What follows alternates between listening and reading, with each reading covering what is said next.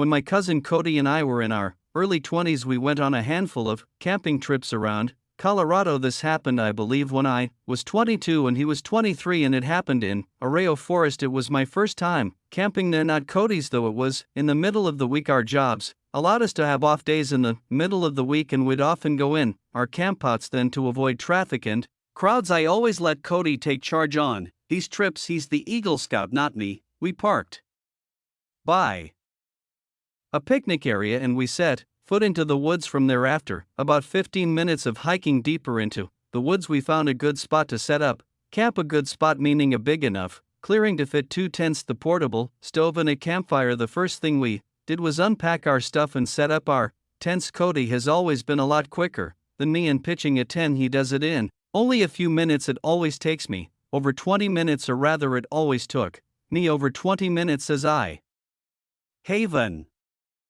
T-been camping out in the wilderness since this. The next thing we did was create a ring of stones for a fire, then gathered some sticks and wood. He did bring some fire starter and a lighter, so I guess we kind of cheated, but oh well. It was at the point in the day when the sun was going down we had a fire going, and now Cody was ringing up some steak and burgers. One thing about Cody is he always went all out with the food on these trips, and he's a really good cook, so I always trusted him with feeding us. Of course, we had our bear spray in case the smell of the food would attract a black bear, which Cody always said was very unlikely. He always says the real thing you've got to worry about in the middle of the woods is other people. As we ate our steak and burgers, we cracked open some beers and had some classic rock playing on the speaker. If you've never been camping, you don't understand how good of a vibe moments like this are in the wilderness with a friend or family member. And some beers, reminiscing about good times and vibing to music. As it got dark, we started playing card games on this little folding platform table we brought specifically for cards. After playing more traditional card games, we started playing Uno, and this was when we heard something out in the woods. I paused the song on my phone so that the speaker would go silent. It was clear now. We heard a person humming and footsteps from beyond the trees in the pitch blackness of the forest.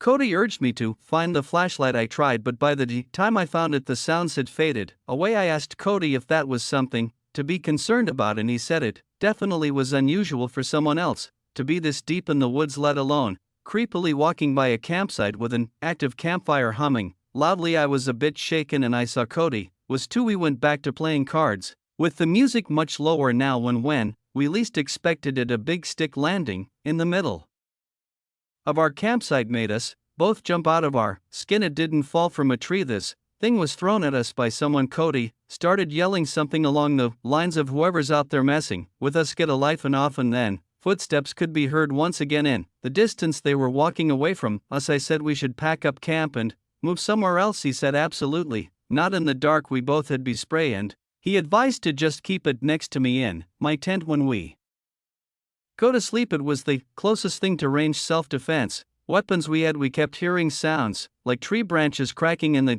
distance, sounds that you would never expect an animal to be making. Someone was out there, maybe multiple people. That much was clear. We had to go to sleep eventually, so we agreed that maybe we should take turns staying up to keep watch to make sure that no one comes to our campsite and steals anything, or worse. Cody agreed to take first watch. He said he'd stay up and read his book, so I crawled into my tent and then my sleeping bag and went to sleep. Waking up in the middle of the night while camping is normal. You're in a cold outdoor environment and an uncomfortable sleeping bag. Any number of things could wake you up. I didn't yet know what woke me up. I was still in a fog. My brain didn't feel fully woken up, yet I looked up and saw a head peering into my tent. It looked like Cody. I rubbed my eyes, but really it was the darkness that was preventing me from seeing anything of his face. I said, "Cody," thinking he was waking me up to take my turn of keeping watch. I said, "Groggy, is it my turn?" I stared at the head peering at me in my sleeping bag, slowly growing more awake every second. Then I heard the zipper to the tent quickly zip up and his head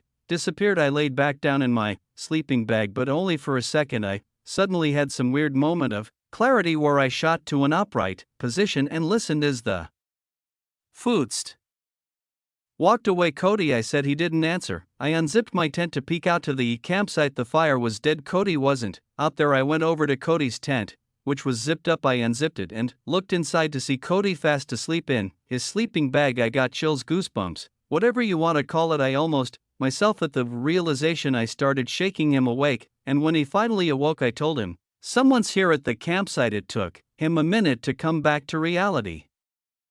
Just like I did, but when he did, he grabbed his bear spray. He said he must have dozed off while reading. He said I should sleep in the tent with him tonight, but to do that I'd need my sleeping bag. He came outside of the tent with me and stood watch as I ran to my tent to grab my sleeping bag. In my tent, grabbing my sleeping bag, I heard that, got him humming again from outside. I grabbed it and Cody whispered at me to hurry up. I said, "You hear that too?" He said yes. We both got back in his tent and zipped it up with our cans of bear spray by our sides. I tell you, in those moments I wanted nothing more than for a bear to come and save the day. The hours dragged on as I stayed up while Cody slept. After 3 long horrible hours I woke him up and we switched. When Cody woke me up it was almost dawn. There was light outside, so we packed everything up, and by the time we were done there was plenty of light to hike back to the car while we could have driven somewhere else and had another night of camping elsewhere. Neither of us were feeling it anymore. This was a haunting experience, and I think we both just wanted to be in the safety of our houses. It's been 6 years since this happened, and he's hit me up a few times since then about camping, but I haven't really had interest since this experience. People are just too scary. Why was someone out there stalking our campsite in the sight of that person's head in the dark just looking into my tent? It was straight up from a nightmare. I may never go camping again. Music. Honestly, when my friends and I rented a beach house in Florida, I never could have expected how things would have turned out. It was the 4 of us in a cramped car driving down there. The house was directly on the beach. It was on this road that had the bay in front of the house across the street, and then in the backyard was literally the beach. There were some huge houses on this road and some smaller, more normal looking ones. This was one of the more modest looking ones. It had 4 bedrooms, so a bedroom for each of us. The houses were spaced out on this road, creating a sense of privacy, and the whole time we were unloading the car out front, not a single car passed by on this road. The interior of the house was decent. It wasn't spectacular, but it was modest, clean, and the owners were really pushing a beach theme with the wall decor. I guess it would make sense considering the location. There was even a decorative surfboard in one corner of the living room behind the TV. The living room looked out to the back deck, which then looked out to the beach. The view was amazing. The deck wasn't elevated very high off the ground. It was just 2 steps down and onto the sand. We all claimed our bedrooms. I managed to get one of the rooms with a view of the beach. First thing we did after settling in was of course walking outside and laying on the beach. We all went in the water at one point and then played football. We were definitely on the beach. For a few hours we seemed to be the only ones on the beach apart from this older looking couple way down the beach. Afterwards we went out to eat and then started bar hopping in the town area. When we Ubered back it was dark out. We went outside on the beach to around and play late night football. While we were kind of drunk, as I was running to grab the ball after missing a catch, I noticed something in the water, the moon reflecting on the ocean. Only reason I could see it, I said, "What is that?" out loud, and then realized it was a person standing in the water about waist deep. My friends looked over and said they saw it too. It was only a little weird because of the time. It was like past midnight, but hey, if a local wants to go for a midnight swim, that's their business. We then went to sit on the deck and drank beers for a while until we got tired, and one by one everyone started going inside to go to sleep. My friend John and I were the last ones out there. I had been every once in a while glancing in the direction I saw that person before in the water, just out of curiosity, and so eventually when I shot a glance in that direction I spotted someone standing on the beach. They appeared to be just standing there, facing us. It was kind of creepy, maybe a neighbor. I didn't want to be rude, but I wondered if it was the same person. We tried to ignore it, but John was facing that person, and after a while he said, they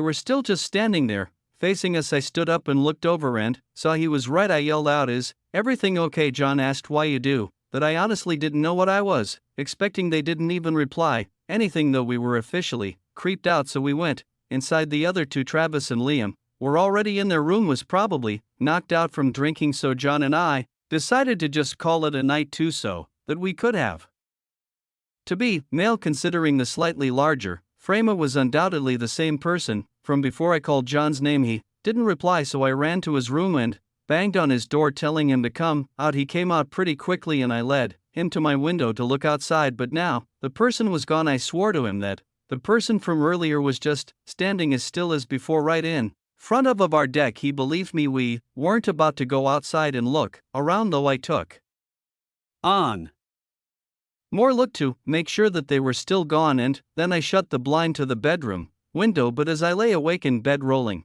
from side to side trying to sleep, I just couldn't shake the feeling that someone was still outside. Who was that person? Why were they creeping around? My thoughts were interrupted by the sickening sound of a fist knocking on the bedroom window. I felt like my insides just shriveled up and my heart completely dropped out of my body. I laid silent and froze.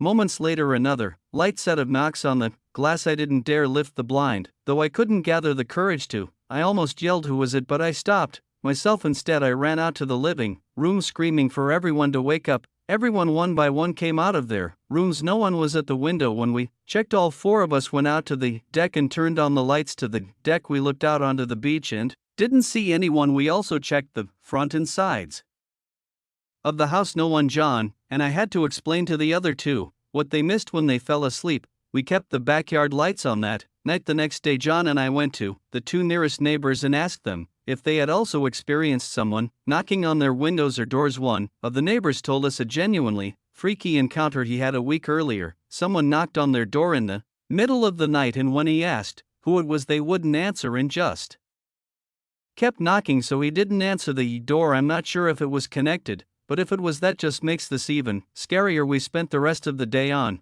the beach exploring nearby towns and hitting bars. Nothing happened that night. We left the next day. I still wonder what I would have seen if I had lifted the blind. I was 9 years old when this happened. For whatever reason, I was home alone one night, so I was playing video games upstairs in my room. I wasn't allowed to answer the door to anyone when I was home alone. Whenever I was left alone, it wasn't for long. My mom would just be out grocery shopping or something like that. I was playing Metroid Prime on my GameCube. I used to be obsessed with that game. I heard the house phone downstairs start to ring. My mom always told me to pick up the phone if it rang in case it was her calling, so I hurried downstairs, and by maybe the fourth ring I picked up. The caller ID was from my mom's cell phone. She said, "Sweetie, can you come outside and help with the groceries?" I replied, "Mom." She said back, "Yes." I felt like something sounded off with her voice. You obviously know your own mom's voice. And so even at such a young age, when I was questioning why it didn't sound like her, I said, "Why do you sound like that?" She replied, "Like what, sweetie?" And I hung up. My mom would never use the word sweetie like that, especially twice in a matter of seconds. The phone rang again and my mom's number came up on the caller ID again. I ignored it. For some reason my heart was racing. I was nervous. I sat in the kitchen waiting to see if the phone would ring a third time, and it did. It took a couple minutes before the third ringing, but when I checked the caller ID this time, it was a different number. I picked up and a man's voice on the other end said, "Hey James the First, no, this is going to sound weird, but it's your dad. I'm outside." All I could mutter out was a weak what. The man said, "I'm outside. I have a lot to explain." I hung up right then and there. My dad died when I was 3. I have no memories of him. My suspicion was in fact true, that the first voice I heard was not my mom's. The phone rang again and then again. After that I ignored it each time. I couldn't even call my mom because someone clearly had her phone. Then things took a turn for the worse when there were knocks at the front door. This went from a someone has my mom's phone situation to a someone is outside the house situation. My mom would not be knocking on the door. She'd have a key. Obviously, I peered around the wall of the kitchen to look at the front door. I heard a man's muffled voice on the other side saying my name. He was saying, "It's your dad." He rang the doorbell and then I heard him start attempting to open the door. I did something that number 9-year-old should ever have to do, and that was grabbing the phone and calling 911. The 911 operator asked me what I imagined to be some pretty standard questions, most important telling me to wait in a bathroom or other room with a lockable door until the police get there. The bathroom is on the first floor of the house. I hid in there with the lights off. Whoever was outside came to the window and tried pulling it open. I heard their entire struggle. Then they must have moved to the next window. I think they tried every window and door in the house. If anything were to have been unlocked, this story would have had a very different outcome. They must have given up at some point before the police arrived, and I say they because clearly There were two people involved in this, a man and a woman. They both could have been out there for all I know. The operator told me that the police are at the front door now and it's safe to go meet them there. Only when I opened the door to the police was when I hung up the phone. They did a quick investigation inside and outside of the house and asked me where my mom was supposed to be and if my mom knew anyone who might want to hurt us. I'm sure I said I thought she was grocery shopping or something, and not that I know of. My mom returned home with my little sister in a panic when she saw the police cars out front. My mom's phone was stolen, which was already clear. I'm sure that our address, home, phone number, and other personal information was stored somewhere on the phone, easily accessible, though how they knew my name I'm not exactly sure. Something on my mom's phone must have given it away. It was an old Nokia flip phone. Who stole it was a mystery, but my mom's phone background was a picture of her with my little sister and I. This could have been an indication to some disgusting, creepy couple out there that the owner of this phone was a single mom with two young kids, and they tried to use that as a way of tricking me into leaving the house, which is absolutely disgusting and horrific. The phone must have been destroyed after the failed attempts at trying to lure me outside.